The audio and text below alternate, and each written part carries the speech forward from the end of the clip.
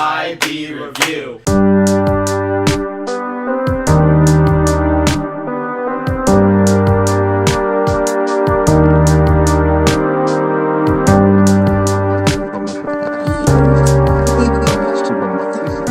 Welcome to What You Don't Hear, conversations about anything. This podcast is going to be about IB in general and just what we think of it in our personal experience with it, and maybe what they can do to make it, I guess, better for us to understand it. We have some guests that I brought back here. We have Connor. Hi. And we have Richard. I didn't know you expected me to actually say something. Okay, it's fine.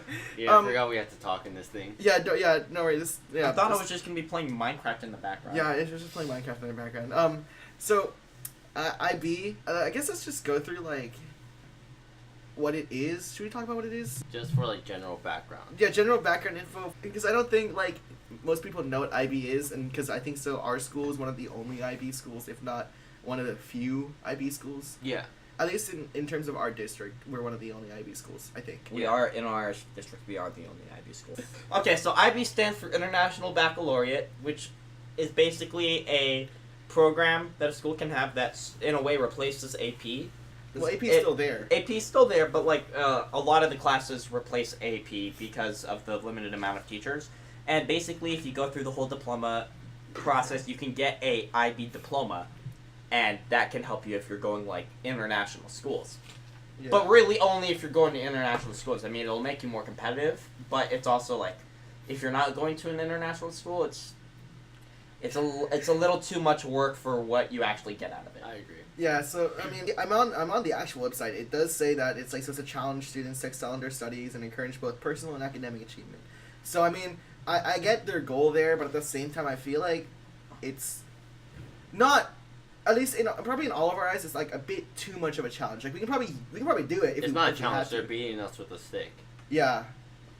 Yeah, it's as simple as that, to be honest. A lot of the time they spout that IB is for everyone, but like the fact of the matter is that doing the full diploma leaves average person with no time to do, stuff that they enjoy. Like stuff that teens do. You won't have a normal high school experience if you do the exactly. IB. Yeah, like some of you may like actually like go to school dances if you're doing IB and stuff like that, but at the same time you probably have something due that's related to IB that's due way later than it should be, so you shouldn't go. So like you kind of lose a social life in a sense. Like for me at least, I have some IB classes, and trust me, like it's not too difficult, but like because the classes I chose were not like the harder IB classes for me personally. So like the work I do is not that bad. It's just that like I don't know. It's kind of I kind of like lose a bit of a social life, and I know I'm doing this podcast right now, and it's like, oh, you have a social life, but like, not really, because this is part of like a schedule for me, where it's like I do a podcast, and then boom, rest of the night is either editing or homework. Part of the reason we're only doing this is because like we're off from school. Yeah. Like if it was a school day, I probably wouldn't have made it because I have work, Yeah. Yeah. We're not saying in any like sense that IB is a bad program. IB, it does what it says it does. It challenges. The problem that I have, at least in my experience, and I'm pretty sure a lot of other people have, is the fact that it was sort of peddled to us as something that was easier than it was. It was misleading. It was very misleading, and it was we were very much coerced into doing it in a way. Because I remember, like, we had a school or at least a class presentation, not a full school presentation, but it might have been like in other classes too. But we had one presentation about IB in our sophomore year of high school. Yeah. And I mean, it was my English class, and they were like basically had like two students with like a video interview about IB and what they think of it, and like do they get a social life, stuff like that. But I feel like maybe if they're like actually on top of their game and they're able to like do all the IB stuff before they have all that work to do, then I get it, like how maybe it's probably like really good for them, but I feel like some of it might have been just used to make IB sound really good. IB is not for everyone, and I don't say that in the sense that nobody, like, there's certain types of people that can't do IB. I'm saying that in the sense that, like, not a lot of people will enjoy the program, and most people will find it far too challenging for the level that they're at. Yeah. Like, you can do a couple of classes that you are on that level of, but when you start piling up class after class, then each assign hours of homework per night, you start to lose the ability to do anything outside of school. Yeah, no, like, I lost a sense of time, because I go to school, work, and then I have, like, 4 hours of IB homework, and, like, in these past 2 months, 12 hours of sleep I've gone, like, or the most hours of sleep I've gone is 6, and that was today. Yeah. You know? And like, for me too, like, I have, like, hours of IB homework, and as much as I'm, like, a procrastinator, I still get my work done. But the problem with that is, like, I end up having to down, like, a 5-hour energy or two every time I go to school, so I can be awake and focus on, if I have an IB class that day, I'm going to focus so I can focus on what I'm doing in an IB class, or just to be awake in general. Because I'm not one to seem like, I'm one to teachers that seems like a really good student who actually, like, gets his work done. But then, like, recently, I've kind of, like, for the last month, or this grading period, of, like, the 6-week grading period, that kind of hasn't been happening. Because, I don't know, it's just something with me, and it just ended up, like, not doing so well in some of my classes, but I have recovered, kind of.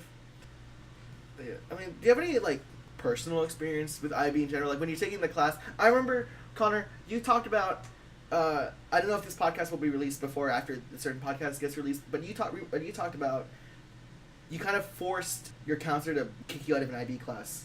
So, the thing about our school is that they have what they call a no-drop policy, which honestly is going to sound really, really stupid when I actually, like, spell out what it is. Basically, you cannot drop any classes after the date of April 26th. I think it's sometime in April. It's mid-April. It's like mid-April. And, I mean, it's stupid because you don't know what you're getting yourself into with these classes, right? Yeah. So, like, if it turns out that you can't handle a class or something changes with your mental health or your life in general, you can't drop these classes, like, even at the beginning of the school year unless you, like, really go at it. Well, I mean, one thing for me at least is, like, I was able to, I mean, you also had the option to not do the second year of an IB class, which I did with one of my classes because it was just, like, a general struggle to do 2 projects in one, like, in a total of, like, a year or 2. Yeah.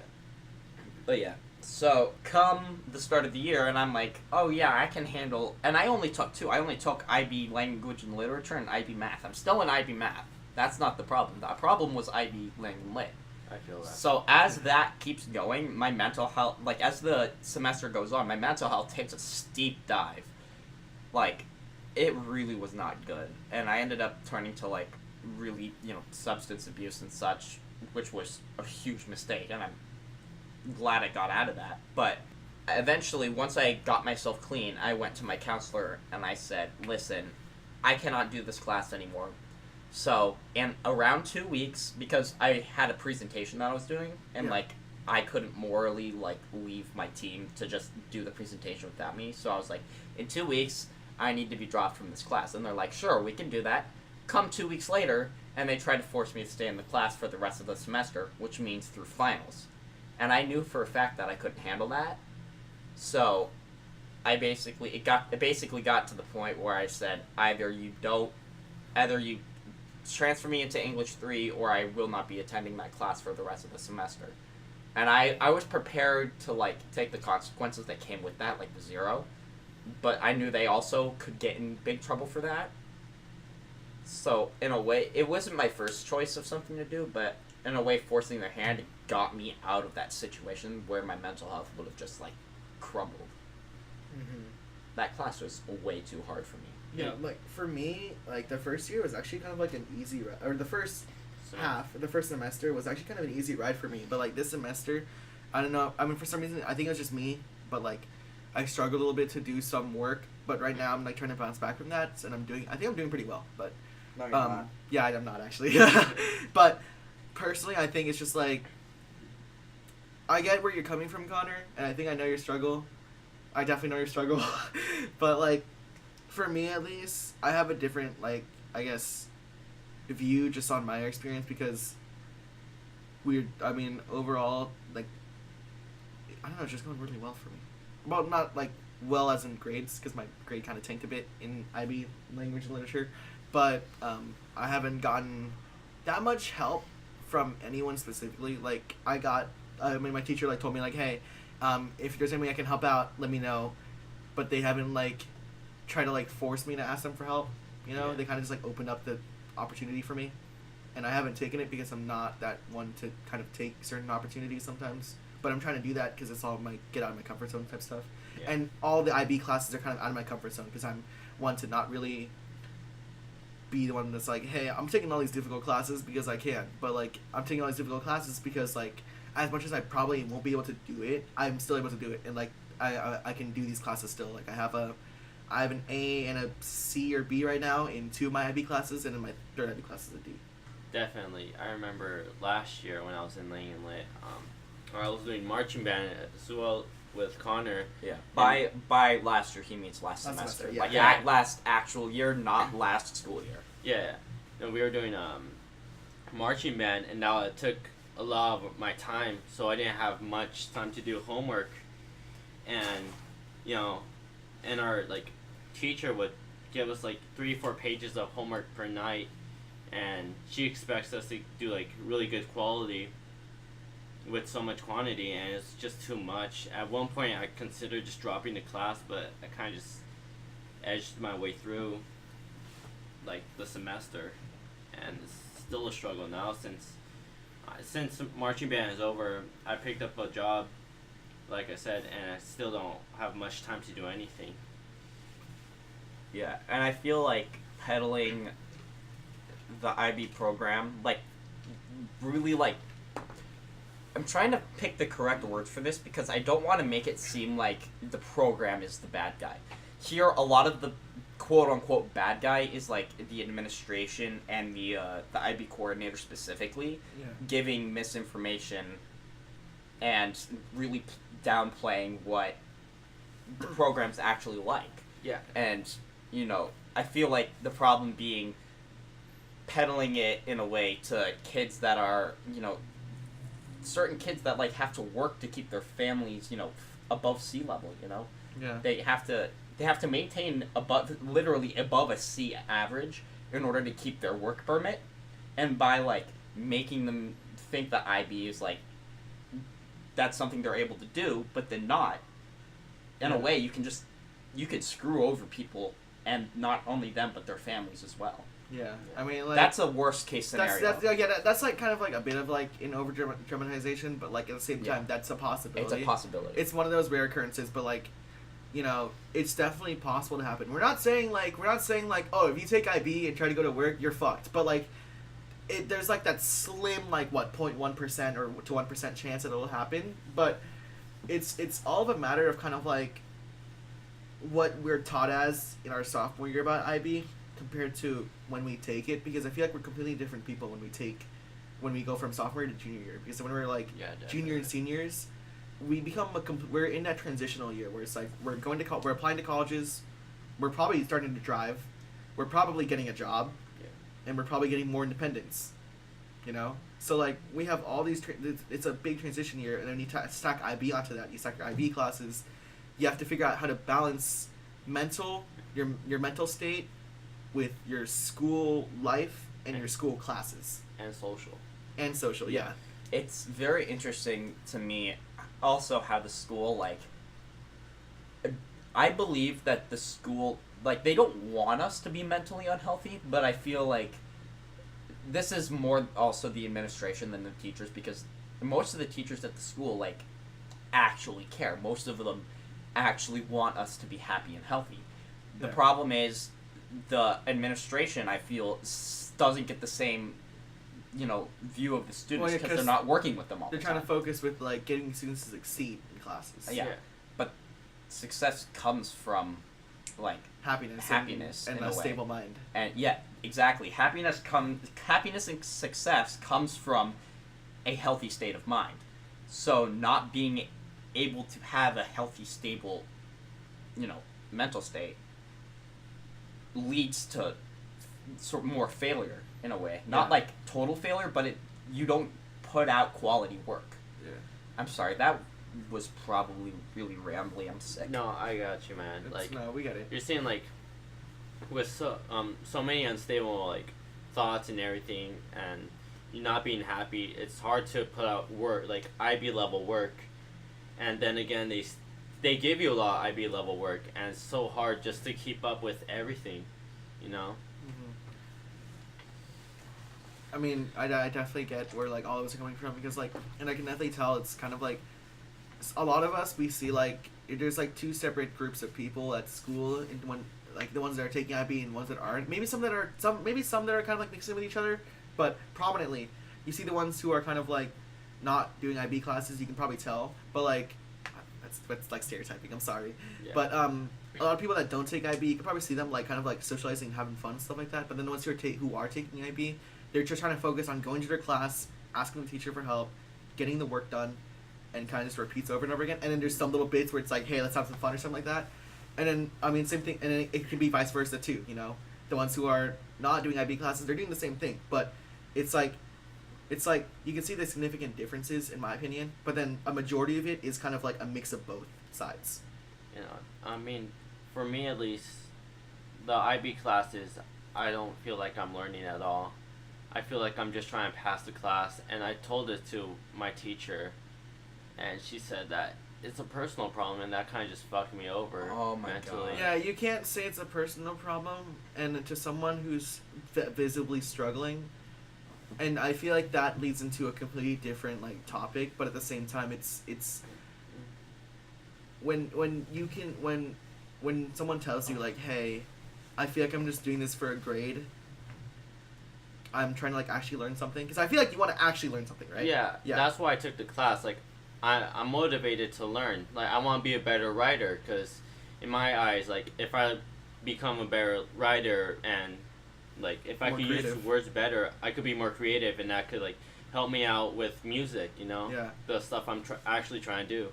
I feel I also had the same experience in a way when I tried to, before like switching out of IB Lang and Lit, Yeah. I had a meeting with some of my teachers for a 504 plan, which basically is, you know, assistance for people with, like me, with ADHD, because, you know, I hadn't had a 504 before because I didn't need it, but I thought maybe that would solve some of my problems with homework. And the Lang and Lit teacher basically just said, it's your fault for taking the class, suck it up, buttercup. And that really, like, Maybe not exactly that, but It like was- it wasn't- it was- like it was- a base. I mean, you're just kind of like trying to shorten. that it. was It was just that shortened, was yeah. it was a version of that, except like, you know, a lot more educational, more professional, and a lot more. They were focused less on like accommodations and more on strategies for me, which I didn't need strategies because I needed less homework. Yeah, when you're already trying to figure out strategies, you know. The thing is, like, when I told my teacher about the problem, she said, what can I do to help you? But the thing is, like, you can't do something at the moment right there to help solve all my problems. Like, if I wasn't learning anything for 6 weeks, I'm not going to immediately learn them in, like, a week or two, you know? Yeah. And also, you can't expect your students to know right off the bat what they needed to do to help. The reason they're coming to you asking for it is because they don't know. They don't know where to go from there. If they knew, they would tell you what they needed to do. If they knew, they would know. They would like come up to you and say, "Hey, I'm struggling. This is what I need." But, you know, just asking them, what can I do to help, that's not, you don't expect a decent answer most of the time, because you and the student need to figure out something that works together. And, you know, if that means assigning less homework, even to just that student, then that's what needs to happen, because a student's mental health always, always, always comes before grades. And I'm saying that with, like, there's no way around it. A student's mental health always comes before education, and that should be how it works, even though it's not. Or even if not, it should come before it. It should at least be at the level of it. I feel like. I definitely see like where it's like assigning less homework. My IB art teacher actually like realized that I was kind of struggling, and she like told me like, oh yeah, do this like Google Slides thing by the time we come back from winter break.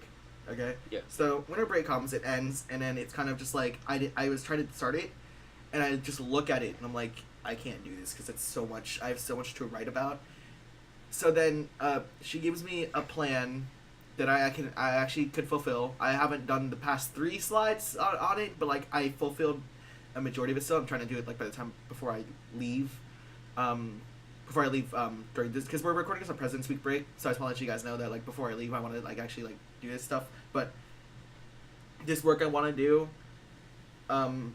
she emails me and tells me when we're in class like, hey, do you see my email? And I was like, oh no, I didn't see it. And then she was like, read it, and she told me that she developed a system where it's like just do like 1 slide per week. And honestly, it's helped me because it helps me extends my homework that I have to do and lessens it in a sense, so I can like spread my homework out a lot more. So it's like, oh, on this day I'll do my IB history homework, and I'll do like my math, finish that up, we're chilling, you know. And then like I'll spend like the end of the week just like doing whatever I need to finish. That is what like a great like I don't know the IB art teacher that you have, but from what you described, that's what the rest of them need to do. They need to, if somebody's clearly struggling, they need to offer something like that. And I mean, these experiences are coming from people that are taking what, like 1 or 2 IB classes. Yeah, I'm taking 3. Okay, just 3 or less. Yeah. But I mean, I feel like, yeah, we're doing a few IB classes, and then some of us are gonna, and maybe we'll do a second episode of this with some other guests about the diploma itself, you know, because the diploma is definitely a different experience than the classes. Yeah. This is only like part of the like diploma. Like this isn't even the full It's thing. like base level. Yeah, and it's already caused so much stress within the 3 of us, you know. Yeah. I don't personally know how it would be for people who are doing like the whole thing, because I was gonna do the whole thing. I planned it out in my sophomore year, and then by the time mid year of sophomore year of, I don't know what the fuck I'm saying, I kind of just dropped all the classes and picked up 2, the IB Hoda and IB Lang and Lit. I regret IB Lang and Lit. I don't mind Hoda so much, you know. Oh yeah, because I mean the teacher like found a way to kind of make it seem more of like a better atmosphere. Yeah. You know, because I feel like a lot of the classes, I mean, just classes in general, I feel like it's very. How do you say it? What's a verbalized version of systemized? I don't know. It's very structured. It's structured. There you go. It's like we're just like kind of like in a system where it's like, all right, we'll do this, then this, then this, then this, then this. You know, and as much as I'm like, cool, that's how school works. Yeah. But with like our IB Hoda teacher, I feel like she finds a way to make it like a better atmosphere and kind of make it so that we can kind of just like help each other out. As much as like the work we get in there, she's a really good resource for one, kind of just like be friendly, and then like to help us in general. Yeah. I have this. Sorry, I have the same teacher as both of you. Except I have her for U.S. history, which is the sort of thing below it, and I can honestly say the same things. Even though I don't struggle in that class, like you guys probably do. U.S. history is probably easy. U.S. history is far easier than IB Hoda, and IB Hoda stands for History of the Americas. But that teacher is just great. You know, there's so many teachers, like the IB math teacher, the IB Hoda teachers, like they're just great. They're outgoing and they do their absolute best to keep their students happy and healthy. Yeah. Despite how like demanding these classes are. And then there's also some other teachers that just do the they bare just minimum. they just follow what the school they- tells them to do, or like what their lesson IB plan. tells them to do. Yeah. And they expect everyone to be the same level of like intelligence or to have the same situation, when in reality it's not that. Like, I appreciate our Hoda teacher who take the time to find a connection with us, like as people, like a one-on-one. That way it makes the class more enjoyable and survivable, even though it's such a hard class. You know? Yeah, no, I get where you're coming from. Like, I remember, like, she kind of, like, keep, like, even if we have, like, the bigger tests, like, paper, like, you know, we have, like, papers, you know? Yeah, like our essays. Like, it's big essays, basically. I remember, I mean, it's not really, like, a education-related thing, but, like, she spelled my name wrong accidentally with, like, 2 L's, because my name's spelled Raynele, so I told her it's, like, 1 E, or 1 L. So, the next paper that we did, when I rewrote it, I think, she wrote down Raynele with 1 L. Exactly how it was, and I was like, wow, that's malicious compliance, but like I mean that's pretty funny. So like I was kind of just like, wow, I mean she listened, and I mean she technically did it correctly. Yeah, she's technically right. So I mean I can help but like kind of like smile and laugh a bit, and then that kind of boosted my mood for the whole day. Yeah. Real quick before we take an intermission, I want to say that we're not in any way saying that the teachers are even they're a very small part of what makes the program, or like make or breaks the program for somebody. Yeah. They have an influence on it, but it's also, But it's also us. It's not only is it the students themselves, but it's also the way the administration and the IB coordinator presents it to us. Yeah. So we're going to take a little bit of a intermission real quick, because I have to cough like a madman, because I'm also sick a lot. Yeah. But we'll be right back. Intermission, aka my sellout segment. Did you know this podcast is available on your favorite podcasting apps such as Spotify, Apple Podcasts, Google Podcasts, RadioPublic, and much more? Make sure you follow the podcast on Instagram, wydh.podcast, that's whatyoudon'thear.podcast, and as well, email me, whatyoudon'thear.podcast@gmail.com for, I don't know, anything. Questions, request some topics, if anyone wants to sponsor me, you know? I mean, that's kind of it. I do need questions for some future podcasts, such as my Love and Relationships podcast, and possibly the Depression podcast is coming in the future, along with just general questions for questions and advice. Let's bring it back to the actual podcast now. Thank you. Alright, welcome back from intermission. So Connor, I mean, all of us actually agreed on this, like, there's this one thing that we want to talk about. If Connor wants to, like, introduce it, I guess, since he wanted to talk about it. So we sort of already went over what IB is and what the problems we see with it are. And I kind of wanted to touch on how so many kids end up getting into this despite all of the issues it has. And that's because the administration, in terms of like the counselors, and when I say administration, I'm not talking about people like the principal and vice principals. Well, I guess the vice principals sort of play a little bit of a role in it. But I'm talking stuff like counselors, the IB coordinator that we have that's specifically for IB, and the way they present what the IB program is, not only to freshmen, but to also sophomores who are going into it. Basically, to summarize it, it's just like how they sell it to us. Yeah. Is what we want to talk about.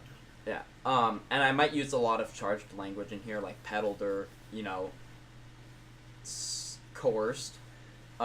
Take that all with a grain of salt, because what I'm going to be saying is going to be my experience, and I just want to get that out of the way. It's going to be based on his experience, 'cause all of us have kind of different viewpoints on IB, of course. So there's going to be, I mean, some of us might use more charged language than others. Some of us might just, like, talk good about it than others. Some of us might talk bad about it more than others. But, like, it's overall, I guess, almost 3 different experiences of IB, you know?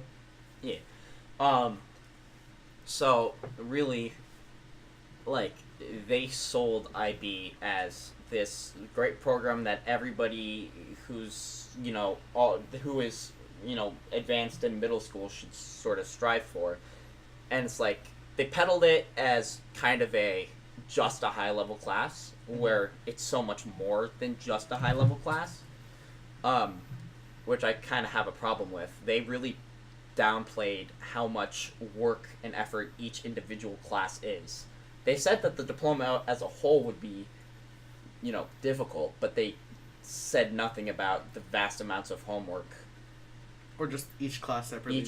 Each class separately had. They said you'd have a couple of hours of homework at night, but they never said having like 2 hours per class, for example. Yeah. Some classes do have that much homework. Some classes do have that much homework. Some classes, like IB Math, have no homework. It depends on the class.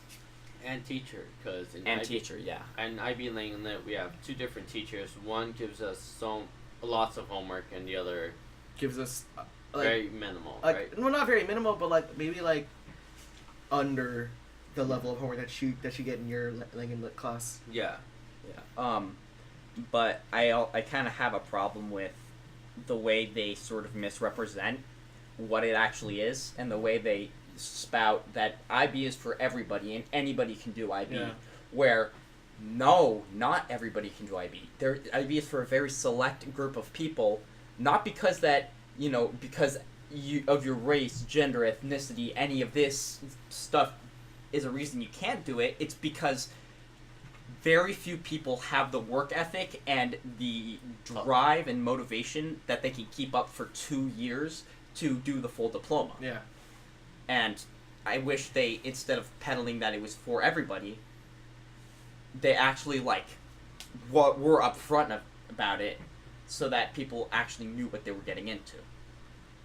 Yeah, I mean, I feel like part of it is that they promote it so that more people would do it and they would still have the program. Just to see that they have the program, what else was I going to say?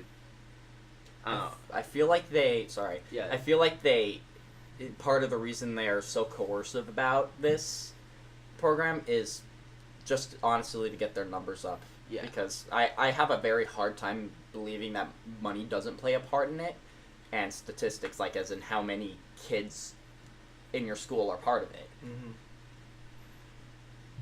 Yeah, I see what you're trying to say, kind of. Schools definitely care about money, that's like one of the new things that it needs to do to keep funding for the education. Yeah.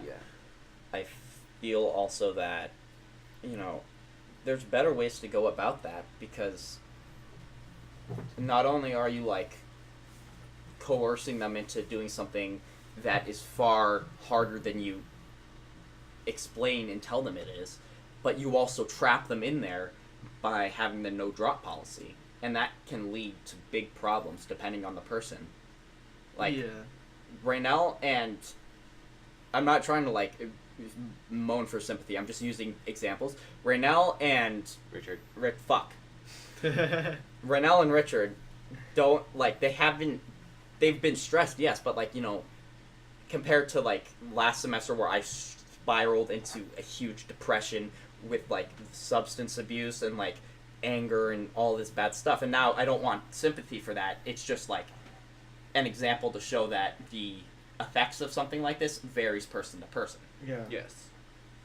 Because it varies on because everyone has a different work ethic and everyone has a different strive in doing things and different systems and how they do work.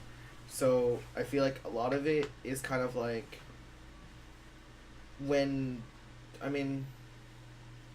we get told that hey, IB might be for you because you're succeeding, it's not gonna be 100% true, Just because you're succeeding doesn't mean you're gonna succeed in IB. Yeah. Or you're not stressing about it. Yeah. I got told by my world history teacher, because I was doing really well in the class, he recommended me to do IB Hoda, and I was like, oh, what is it? And then he explained it to me, and then even my counselor was like, you should do IB Hoda, and then I asked about it, explained it to me. I didn't get explained a lot, but at the same time I was like, I got influenced to really take it, because there were people being like, hey, you should do IB Hoda, So I feel like it's a lot of people being pressuring you to do it, and it's kind of just your peer pressure, peer pressure always forces you to do things in that sense. Yeah, I'm sorry, but I kind of want to sort of piggyback off of that by saying not only does the administration and programming pressure you to do it, but also your friends who have also been fed this misinformation are also telling you to do it in a way, but also your parents could be telling you to do it and pressuring you to do it, and then also your own internal voice could be pressuring you to do it, and that's the combination of all of that is very unhealthy. And I want to mention maybe there's some students people that are either higher class than you that are oh yeah, this class is actually good, and maybe because they did good work and stuff like that, and they were really good in the class, really proficient because of who they are as a person and their work ethic.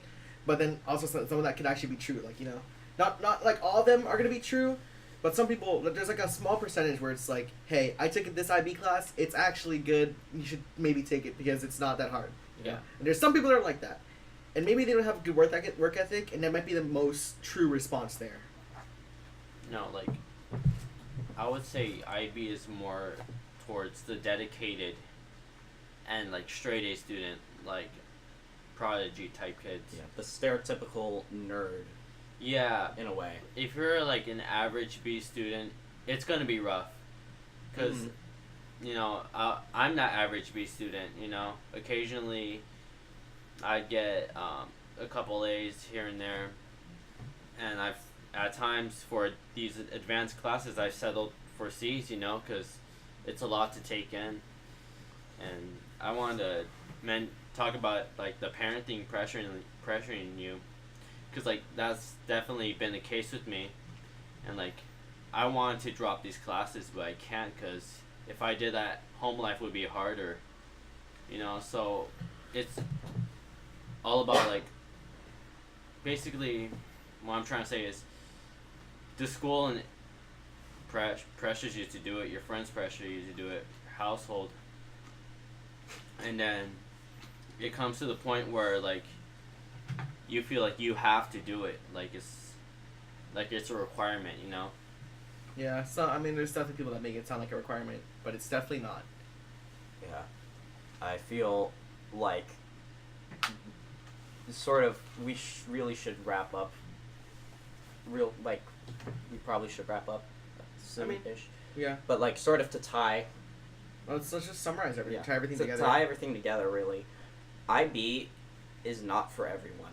IB is for a group of, you know, people who want to do it and will continue to want to do it. Or who likes a challenge and can do challenges, you know? It's not even just a challenge. It's like, it's way more than that. I mean, it's a lot more. It's definitely more like a big obstacle. Yeah.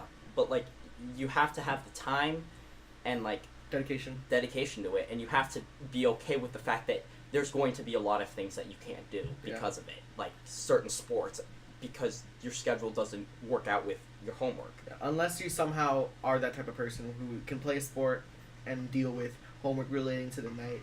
Like, if you're one of those night owls, that might work for you, you know? But, like, majority of the time, most people aren't like that, I think. Well, yeah, but then that doesn't even work because even if you're a night owl, you still start at 7:20 in the morning. Yeah, well, that's if you have first period. Yeah. That's but the IB requires you to have a first period because of TOK, theory of knowledge. Yeah. But or even if you have a job, you're gonna sacrifice your sleep. And I think it's normal for students to sacrifice their sleep, but even with IB, I feel like you're gonna lose more hours, and maybe that might be okay with you because you maybe sleep like 3 to 4 hours a day. But a majority of the time you're just deteriorating yourself. Yeah. So I mean. Yeah, and then also, the big thing is that the faculty needs to stop pushing this on the kids who have no idea what they're getting into, and you have to actually inform them about what they're getting into and how that's going to affect them. Yeah, and maybe they've done that already, but we probably haven't been like emphasized about it. Yeah, they haven't told. Really, they haven't changed from what I've seen much of their approach in how they represent IB. Yeah. So okay, since we're gonna wrap it up here, we're definitely doing a part 2. You know. Yeah. We're definitely gonna get some. If you're listening to this and you're an IB diploma student and is okay with talking about doing the IB diploma, please, you know who I am. Hit me up. If not, I'm not gonna sell out yet, but it's wydh.podcast on Instagram or my email, which you don't hear .podcast@gmail.com. Please. Let me know in any of those platforms, or if you know me personally, you can always ask me. Because I want to see a different perspective on what the IB diploma is like. Because we have no knowledge about the IB diploma. We just got told about it and what it contains. Yeah, we're only taking a few classes where we need somebody's perspective on the entire diploma. Yeah. So, you have something to say, Richard? Yeah. Like, final point? Like, I just want to say something, like, in case the school does see this and they confront us about it, like, we're saying this to give our honest opinion about your program and about how school life is really like with that program. You know, you might ask us, why didn't we just go up to you, like, upfront about it. Thing is, like, we have done so, and we've gone just Vague shut down. responses. Yeah, You haven't changed anything in a way. Really, not even in a way. Like, we've gone to you with your concerns, Yeah.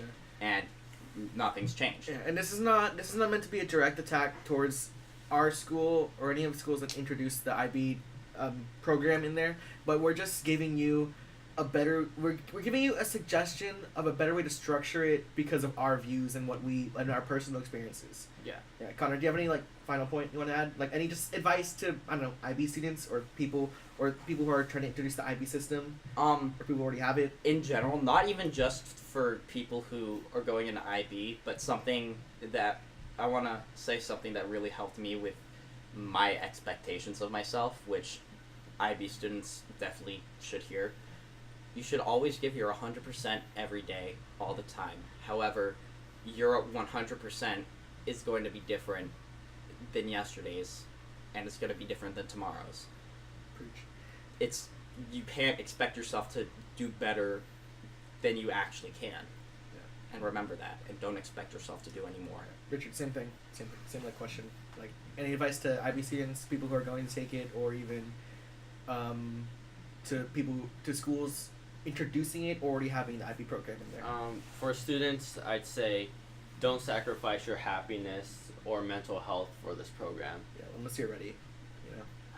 I don't know, man, because, like, thing is, I'd rather be taking a standard class and being happy than being suicidal or depressed and taking IB, you know? Yeah, because that becomes a whole different story, you know? Yeah.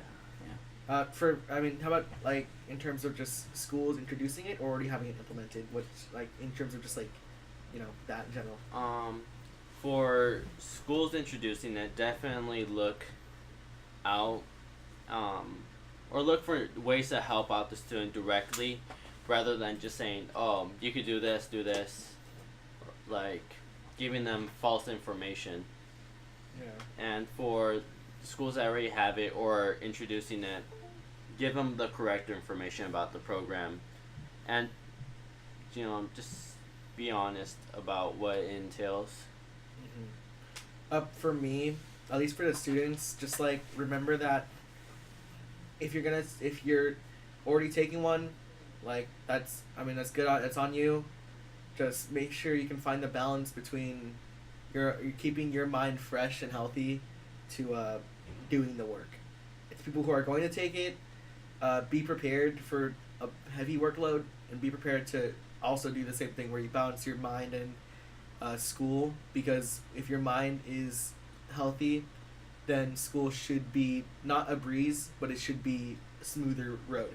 Yeah. If your school introducing it, don't just look at the positives, you know, because I remember when you had our presentation about it, we looked at 2 interviews by IB Diploma students or just IB students in general, and they talked about how they had this and they had that, and they had they had a social life and they could do work and stuff like that. But if you think about it, they're probably using the students that are, That